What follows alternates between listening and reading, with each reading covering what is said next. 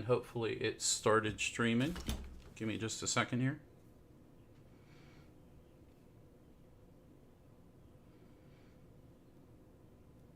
Oops. I didn't mean to do that. I meant to do that. No, I don't know if we got an email because I shut my emails. So everybody out there in Facebook land, good evening. I know that YouTube's coming online here pretty soon.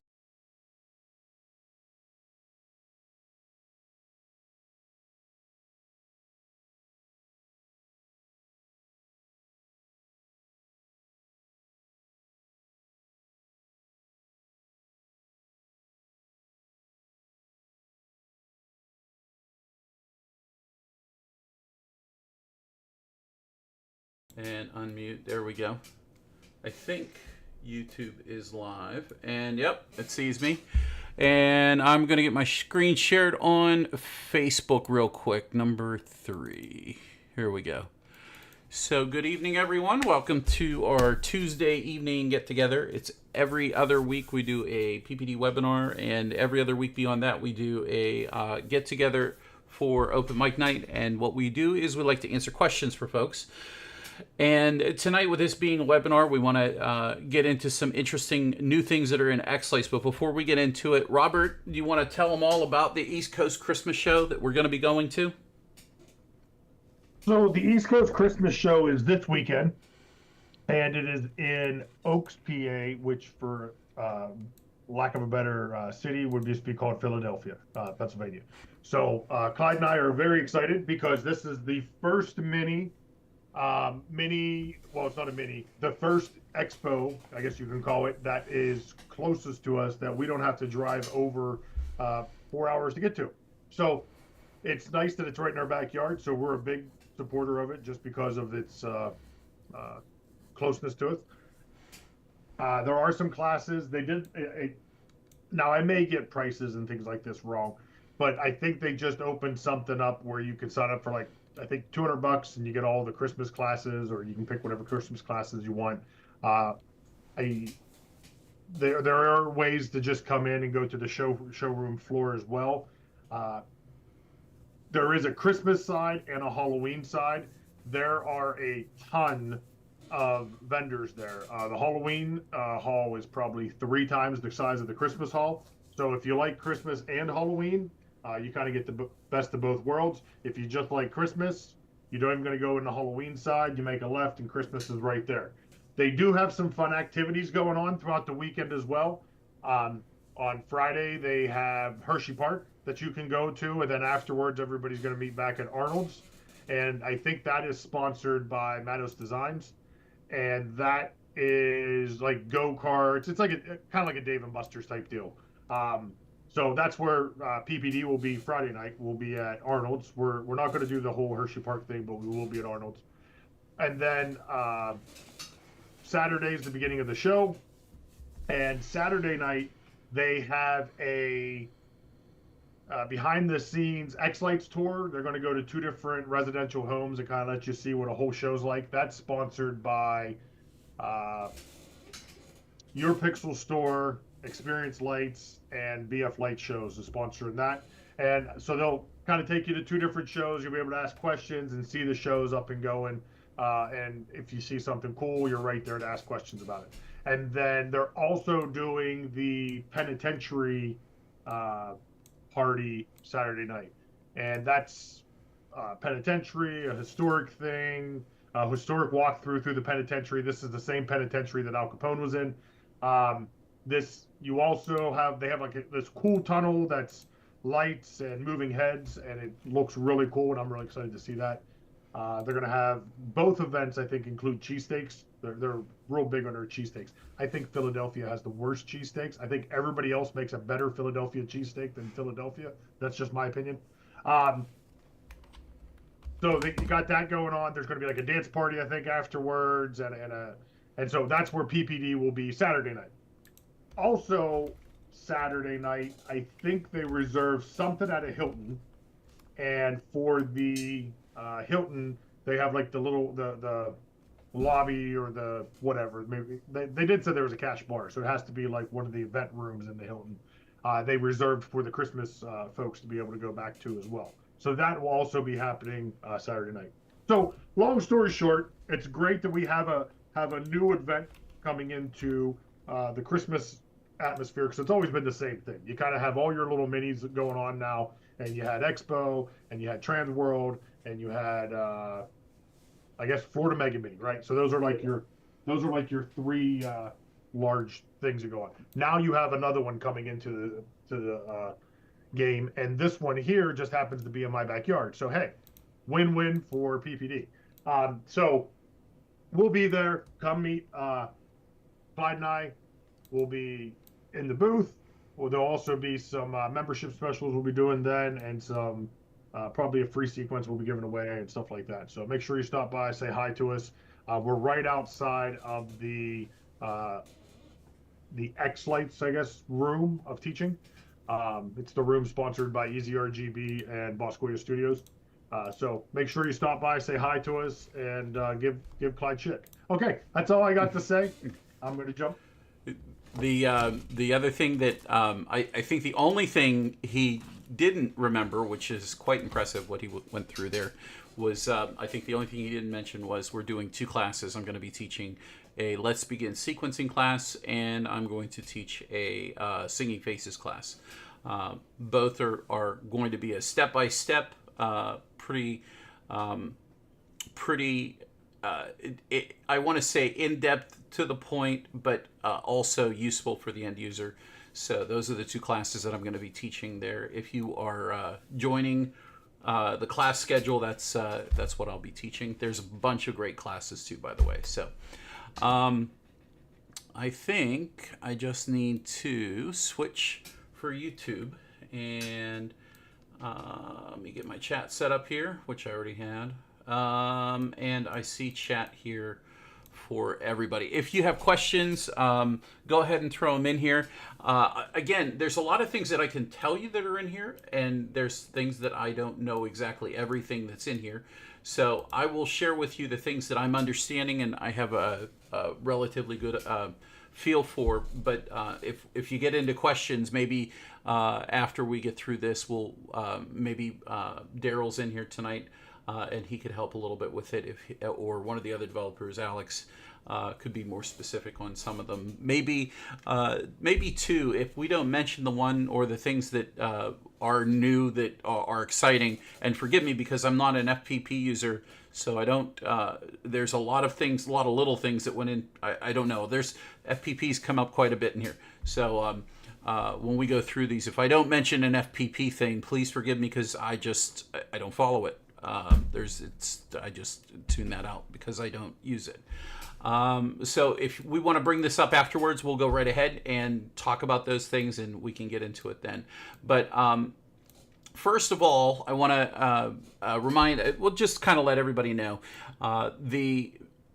last week we did a Twinkle Tip Friday video on a new edition in xLights. So something that I asked for, and it was a while ago. And whenever you are asking for things to be added into xLights, it's rather important to remind you that generally, in order to be considered something that is going to be entered into xLights, one of the things that many of the developers said to me over and over is it's got to be useful for the whole community. It can't just be a one use case only for one person and nobody else gets to use it. So kind of a locked out feature.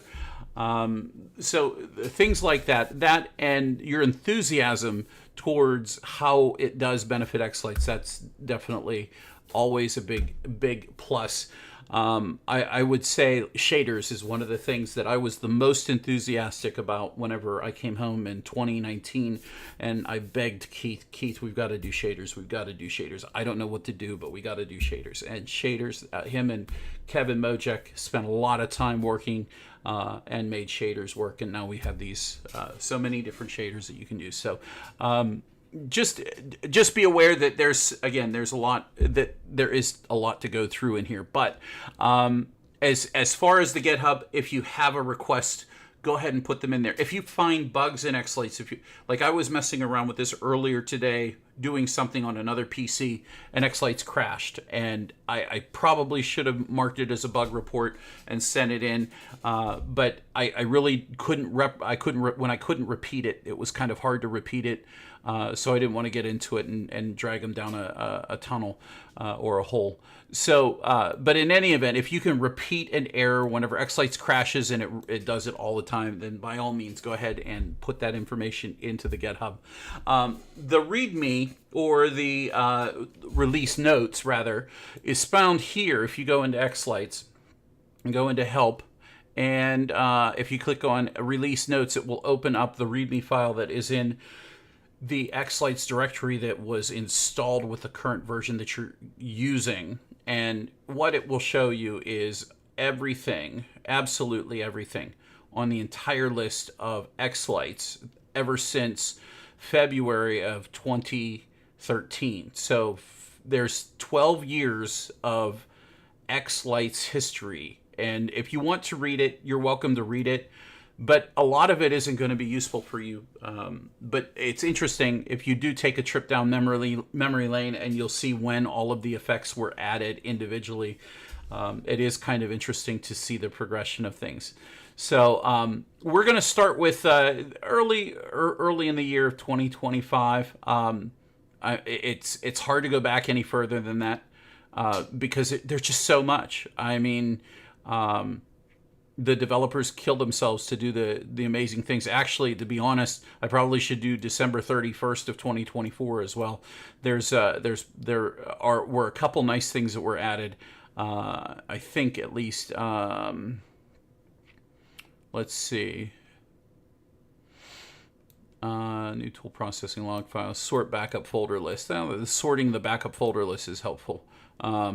Use buffering when writing XML XSQ files. That just made it faster. It was real slow. In a NAS storage, just stuff like that.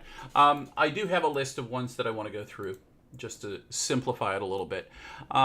So one of the additions that was added, and this is a huge thanks to Scott, is setting Galaxy Shockwave and Fan to scale to buffer. This is a sequencing effect. Enhancement, and I'll just go through and I'll show you exactly what that is.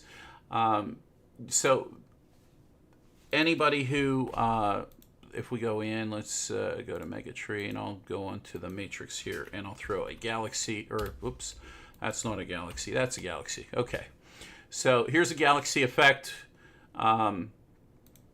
The standard setup or layout for Galaxy has always been, and I do, there might be a bug with this. There might be a bug that this actually isn't working, but there is this scale to buffer. And what scale to buffer is supposed to do, it's supposed to take the start and the end, as long as it's set between 0 and 100, and it finds the buffer to make the effect actually fill out. Here, it looks a little better on the house here. It fills out the actual size of the matrix. And the idea is that you can copy and paste this to the matrix, a different scale of a matrix. Whenever they're scaled, they'll still fill in the same rough shape amount. You can still see, in this instance, there's 4 revelations. Now, prior to that, it didn't do that. If we do, whoops, I did it again. There we go. Prior to that, if it wasn't scaled, and I do think that's a bug, this is what would happen if you had this set to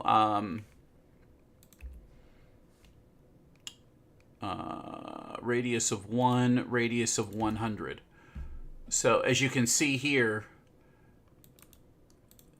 this doesn't scale to the buffer, and they don't look the same. So that's always been one of the biggest challenges whenever it comes to scaling certain effects in xLights, because of the scaling feature. Now, so the Shockwave, if we go into Shockwave there, and we work on the small garage matrix there, and the radius starts at 1 and it ends at 100.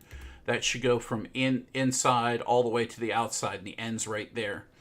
And if we copy and paste it, it should do the same thing. Now this one seems to be working fine. It's scaled, is auto checked. I probably could put a bug report in, and so you see now they both look like they're doing about the same thing during about the same time, and they're fading out at the same times. Whereas if you don't have that, and you take away the scaling, you can see the difference in how this one's acting.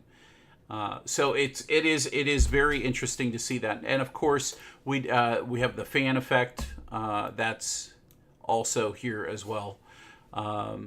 Where is radius 2? If we do it to 100, it should take it out to the furthest edge, which is right there. And then if you just copy and paste it down,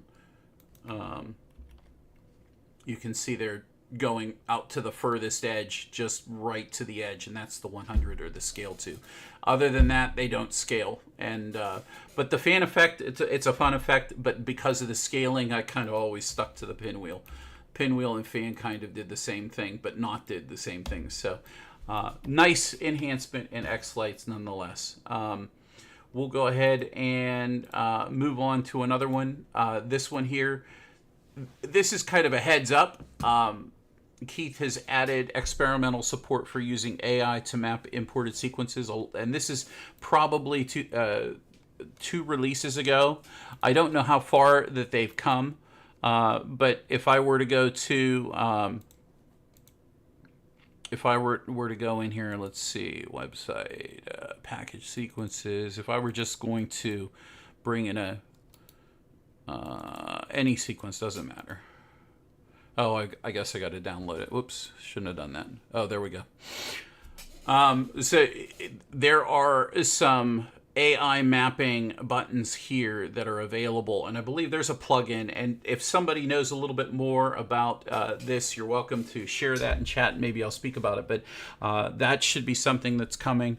Other than that, I really don't have any idea of what else, what all it's going to be doing. The other thing that there's also a little bit of framework put in to work with that. Mr. Cybercop 23 added the ability to remove models from existing groups from pop-up menus, and I think we talked about this last week. I don't remember exactly, but one of the things when you're working within your layout and you realize, hey, this model shouldn't be in this group. You could literally select a model, right click, and remove from existing groups now. Meaning if you want to start over, you can select individual models and extract them from all or remove them from all existing groups. That way, if you're having issues when you're mapping things and they happen to be doubled up or tripled up or quadrupled up in multiple groups, then by all means, this is a quick way for you to remove all of those models. I wonder, I don't know if you can do that from over here. Let's see, Boscoyo, Ice Queen, Snowflake, right click. Remove from existing groups is there. What if, will it do that? I don't know that it will. Oh, it does. It does that for the submodels as well. So if you're experiencing issues with submodels getting double effects or triple effects on them and you don't know where they're coming from, this is one of the things that you can do is select that model, right click, and remove from model group.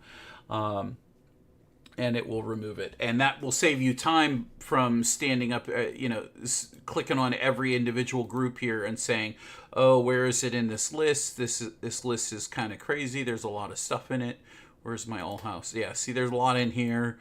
I got to scroll and find it. If you've got some submodels, maybe you've got a lot of submodels set up, and there's a lot of arms and rings and a lot of crazy stuff that's going on.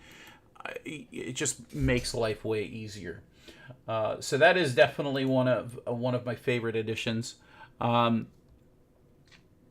Show gradient background on the on effect, and that's a nice enhancement. That's another interesting enhancement. So prior to anything else, if you just put an on effect with here's white and turning on a matrix, I'm just here's the on effect. If you had a gradient. Let's say you had a color curve. You could right click on here and you could add this, and it should show as a gradient now. The color wash effect does that naturally, but now the on effect does the same thing. So I'm going to have to be extra careful whenever I'm using the on effect. I'm going to think it's going to look like the color wash. But the primary big difference between color wash and the on effect is has more to do with the functionalities, which is vertical and horizontal fade, reverse fades, circular palettes. And the difference between that and the color wash, or the regular on effect with a color wash on it, you can change these different things up here under the lock.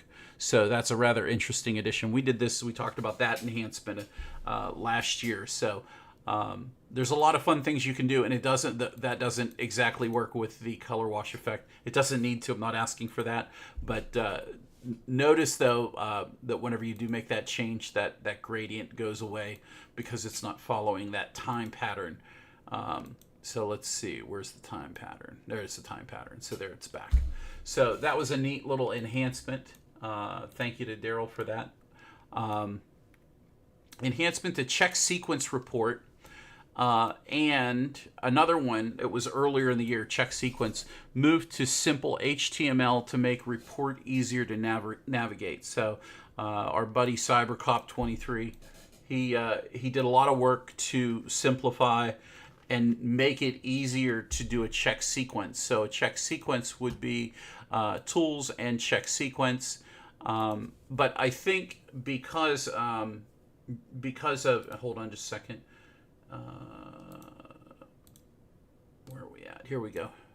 Here it is in a HTML document. It now shows up, instead of it being in a very long and kind of drawn out report, you have some real quick go-to points. You have errors here. You can turn the errors on or off. You can turn the warnings on or off.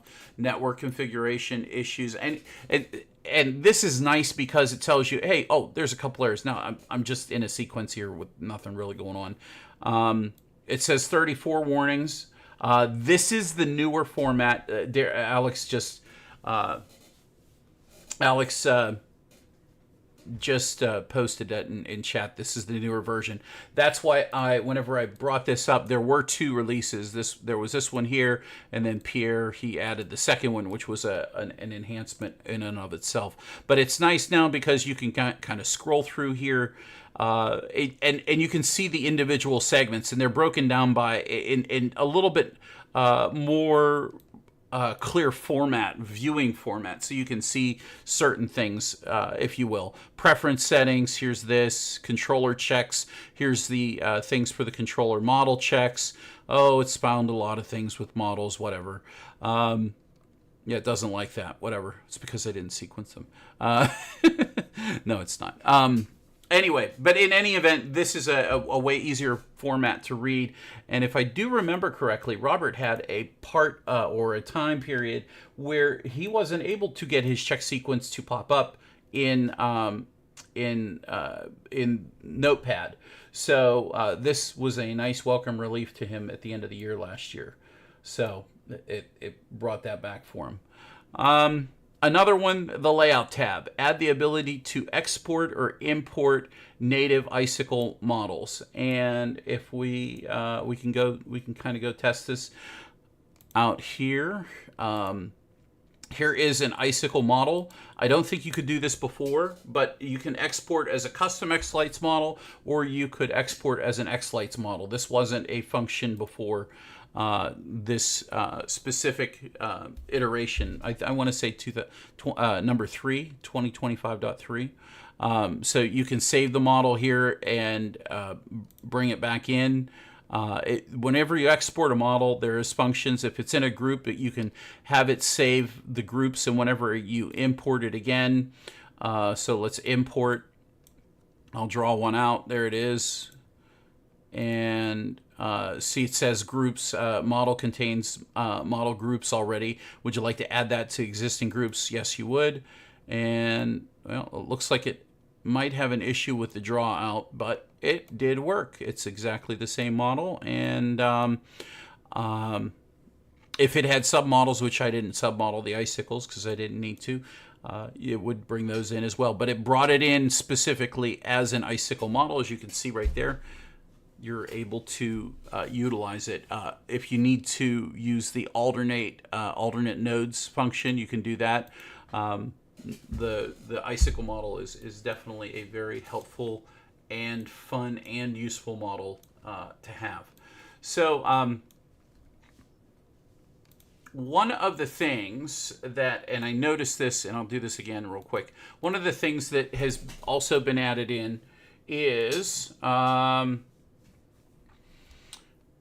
this function right here, export faces, states, and submodels. Now, I haven't used this yet, so I'm interested to see this. I think this was much more recent. I want to say within the past, within the very top of the listings here. I want to say it's one of the most really recent ones, but, and I haven't messed with it, so maybe we'll have a little bit of fun with trying to figure that out. Let me delete this, and it says, let's see, we want to do something with, let's see, we have the faces. Let's do export faces, states, submodel. So if we had another version of this and we went in to the faces and we deleted it, and we deleted it, and we deleted it, and so there's nothing in there. Okay. So he's now a dumb face. We should be able to cancel. We should be able to say right click and export faces, states, and submodels. Are you sure we want to export this model, say state, to other models? This will override all other models, existing properties, and there is no way to undo this. Yes. Okay. So we did that for Singing Tree number 6 right here. And we'll click OK, and let's see what happened. So let's go back into the Faces dialog. Boom, there it is. And you just saw we deleted them all out, and it put them all back in. So, Alex just said, note that you can export to multiples at the same time. Okay, so is that like challenge accepted? We got to do that. So we'll do that. We'll delete them all. Delete. And delete. There. Okay. Save. We'll do another one. Control C, Control V. We'll save it in the group. Doesn't matter. Okay. Now we'll come back to our one that's already filled in. Right click. Export faces, states, and submodels. We can do yes here. And let's see. Go to here. And here. So there's multiple checkboxes. This is number 6 and number 7 if you need to add them. Boom. And if we go into number 7, you have a faces, excuse me. And look at that. They're all there. And they all got done at the same time. So for those of you who are building a layout and you're adding multiple faces and you realize, oh my gosh, I got to do all this and do all that. Then that's something definitely that will be helpful to populate multiple, let's say, matrices. Let's say so I can see many people using this helpfully for you in the future. But I guess Alex is saying in chat here, it's not just that. It also does that for your states. So anything over here. Anything for your states, anything for your submodels, I don't imagine alias is on there, but I guess they could add that. Doesn't sound like that would be too hard to add, but definitely one of the interesting new additions in xLights that was added. The import process was fantastic, but that definitely makes it faster than if you have multiples to do. So I'm going to go through. I think the other one that I really wanted to go through tonight was one that we talked about last week, And I think it was on the sphere model. We'll go ahead and delete these two guys. And I think that the sphere model received an update with alternate nodes. And let's go ahead and gussy this up. I think 3 strings. I can't remember what the Boscoyo sphere was, but it was 3 strings, 300 nodes. I want to say it was 5 or 4. It was 900 or something like that. I don't know. It's a very grand sphere. We'll just use this for example. But if we right click and look at the node layout, you can see that node 1, node 2 is skipping, node 3, node 4, node 5, and that goes all the way up and then back all the way down, and you can wire it that way if that's the way you're planning on wiring it. But that is definitely an option, and it does work with across multiple strands per multiple outputs. So that was definitely one. Is Chris in here tonight? Chris, I know you had a question about this. You wanted to hit enter or something there. I can't remember what it was that you said, but it was something interesting. Okay, so just kind of going down through the video, we talked about it in the video last week on Twinkle Tip Friday, and that was the ability to, on the import mapping dialog, to see how many effects were already located in the sequence for whatever props there might happen to be. There we go. There, I put a couple effects in there. If we click the import button, this is a very nice addition. I'm just going to pull in from here since this one's already there. And it added this number of effects, and it also added the model type. And if you already had effects populated, so for example, there's some effects, and if you couldn't scroll up and down like I can, if you had your full house preview here and you had to scroll up and down your long list of everything, you might not be able to see everything there, but this gives you an idea that the effects, the number of effects that you have already existing. If you want more effects, you know that, hey, there's not enough on this one, let me go ahead and bring this over here and map to it. Or, oh, you notice that, oh, I didn't put anything on this one, let me go ahead and map something over to it, if that's something that you want to do. But I felt that this was a fantastic addition, so huge thank you to the developers on that one. I absolutely grateful for that one. I know that that's going to help people who want to map one thing at a time or a couple things at a time. Those are definitely a good addition. Alternate nodes on the sphere we just talked about. So the save and the save as tooltips. So a tooltip is whenever you hover over something, it tells you what it is. So many people don't know. If you hover over top of these, this tells you, oh, this is the model preview window. I'm going to move this out of the way, and we'll click that off, so it'll take it away and it'll open up more sequencing space for me. If I don't want to see the house preview, I can make it go away by clicking the house preview, and you can see the tooltip if you hover over top of it. Now this is set up like this for every single effect. Here's plasma, here's the text effect, here's, well, what's this? Oh, this is the tree effect. Oh, what's this over here? Oh, this is VU meter. So the tooltips are there.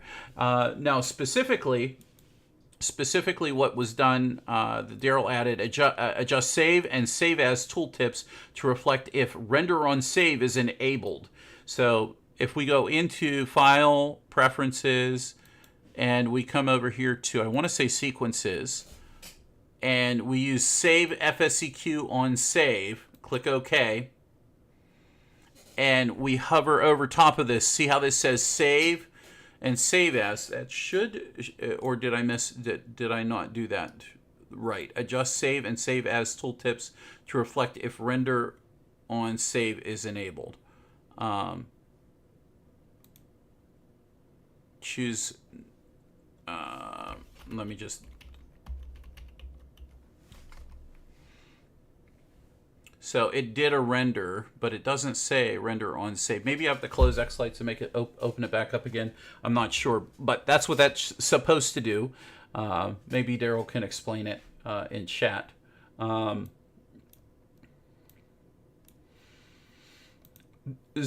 Steven asked a question, does it overwrite the existing effect or add to the 4M? What do you mean by that, Steven?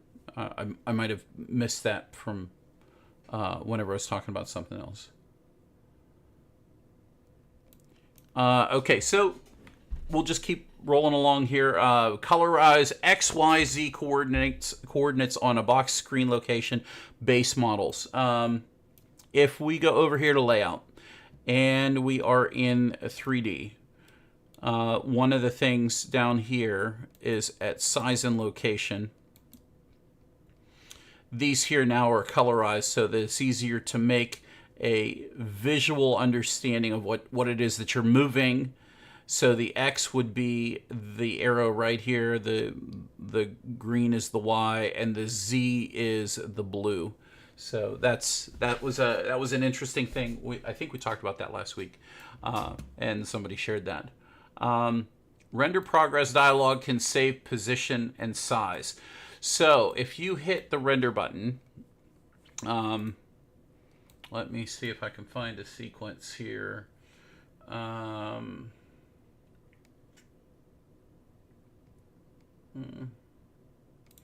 This one here. This might take a little bit, but that's okay.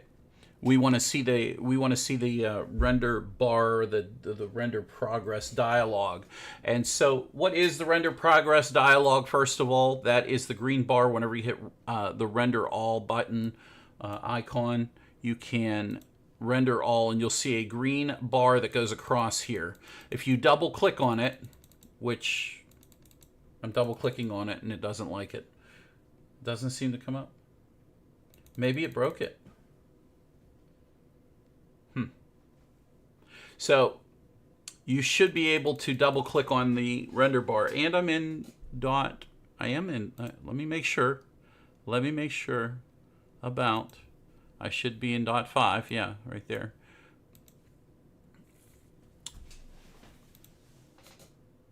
We'll try it again. Should be able. Oh, there we go. I guess I wasn't. So xLights now should be able to remember the size of this dialog upon it closing. It can save the position and size. So hopefully, let's see what happens. And if we render it again,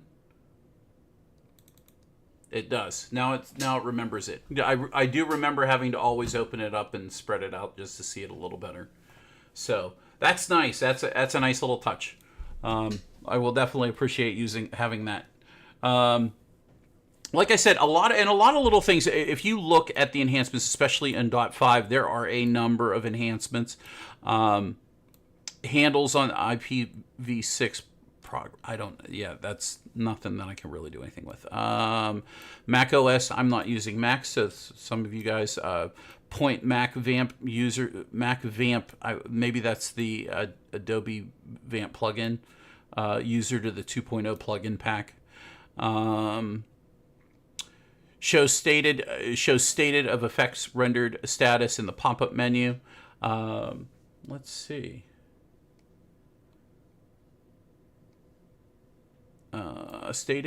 Shows stated of effects render status in pop-up menu.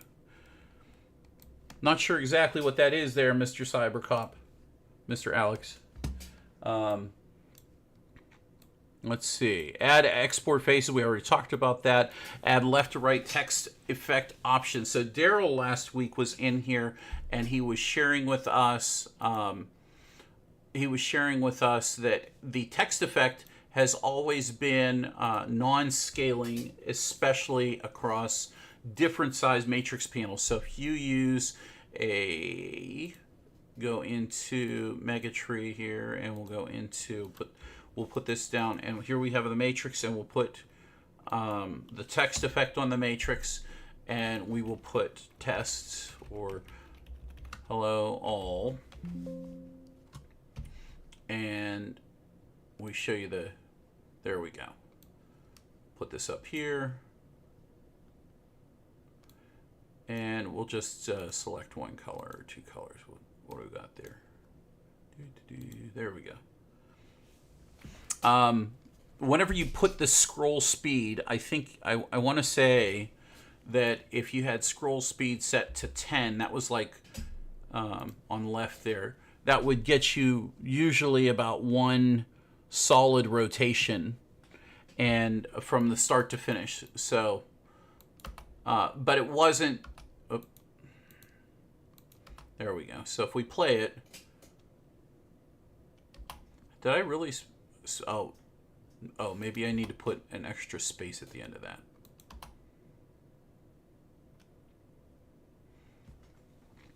So it's scrolling. Apparently, he's kind of fixed it up and set up the left to right text adjustment so that it actually scrolls correctly. Let's see if that does the same thing across both of them. And bring up the house preview. Oh, I'll get out of 3D.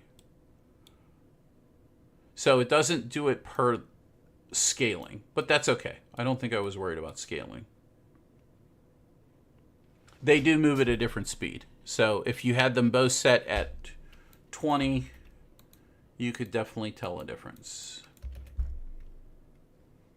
Way faster down here, way slower up there. But that's because it's a bigger panel. So the text effect is always a mystery sometimes because of how it is. It's a tough effect that people rarely want to mess with because I can't blame them. We don't want to break things. Let's go back into 2025.4. Rename the OK button to close for effects preset dialog. So that would be if we were in the effects preset screen. So it just way opened over there. Okay, so where it had this said OK, now it says close. So that's the major update for that, which is a nice little update. I mean, people didn't really know exactly what OK did. Okay, I'm done. So that's what that is. Support for zipping sequences for upload to the latest ES Pixel sticks.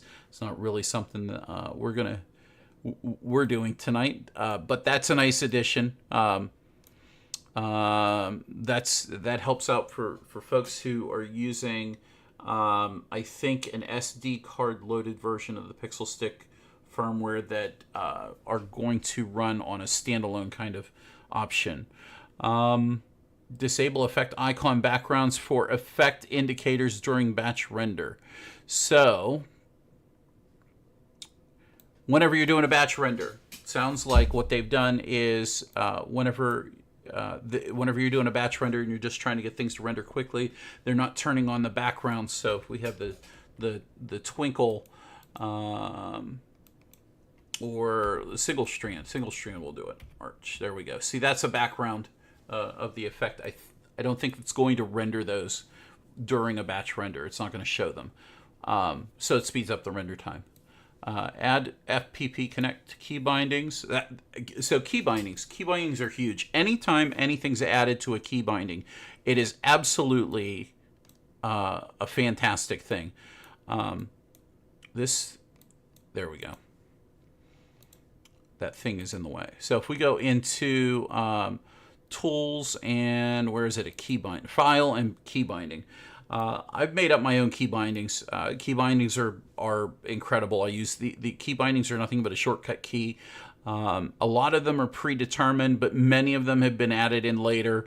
We did a webinar and a class on this once before, but as soon as they add something into the key bindings, it's nice to go in and get used to using it, because anytime I don't have to take my hand off the mouse and I can just press a key, it's way faster because it keeps me, specifically for sequencing, just a little bit more dialed into what I'm doing. So key bindings are fantastic. If you haven't watched that video, there's a couple videos on it. I highly encourage you to do that.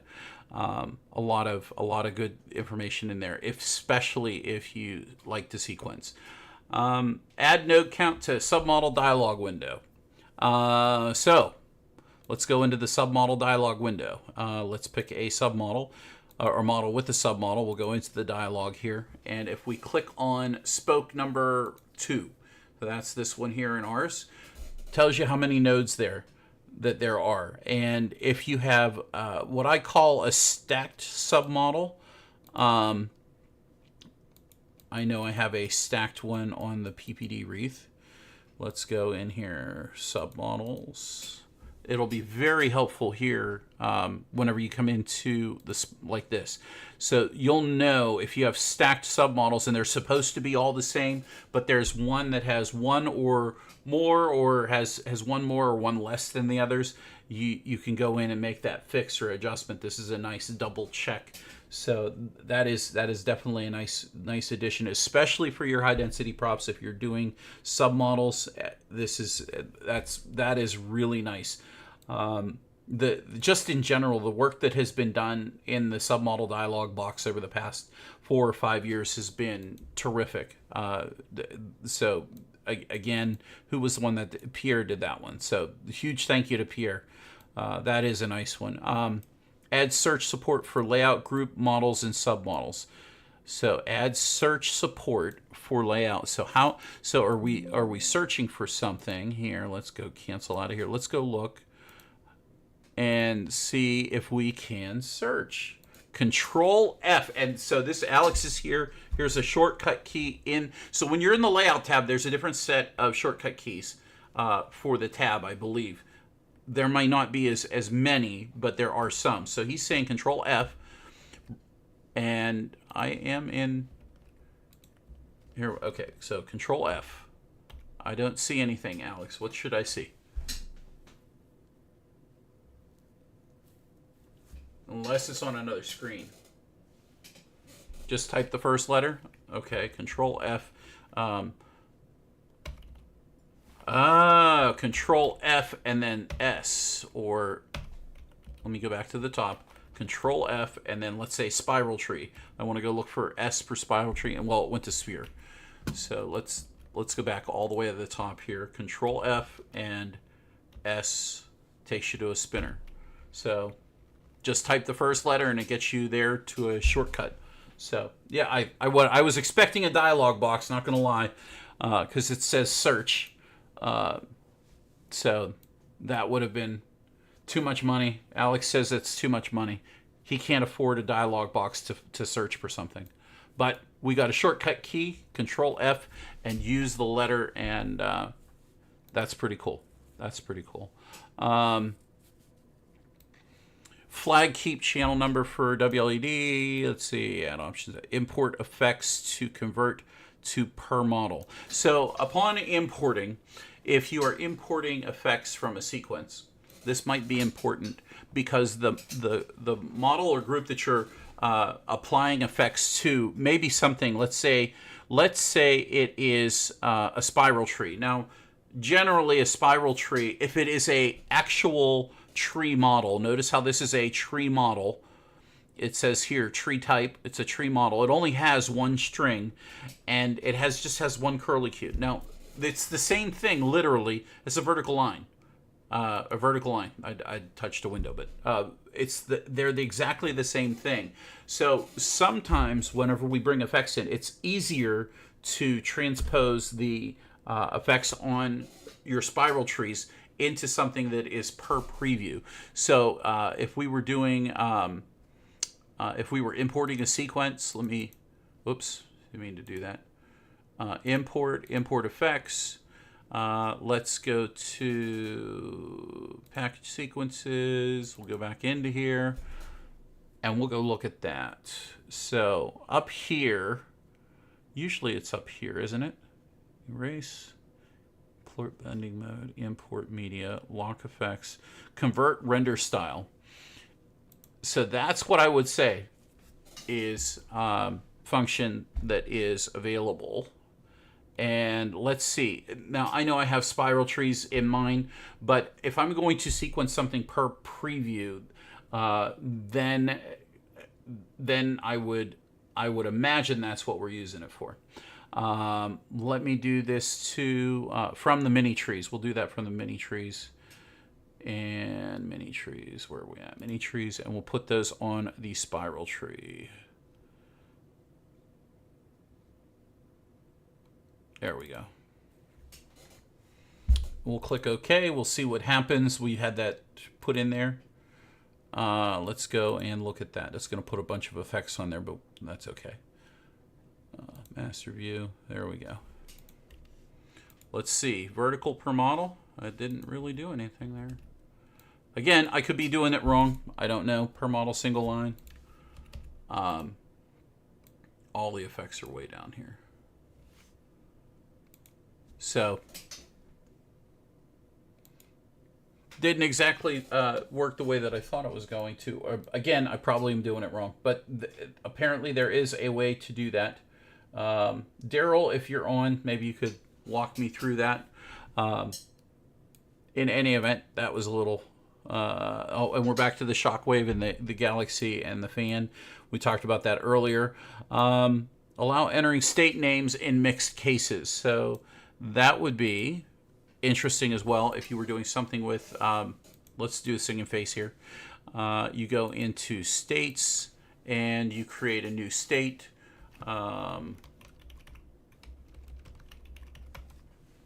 You could have... You were only allowed ever to use a lowercase letter, like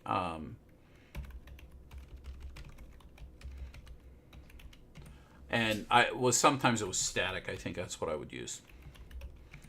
But sometimes, if you and to create a state, it's rather simple. Now you can do capital letters. And so that wasn't available before. Notice too, another thing that, and I think this was last fall that they added this in. They added it if you didn't have, if you had a state listed but no nodes were selected, it wouldn't let you click OK until you completed this or deleted this.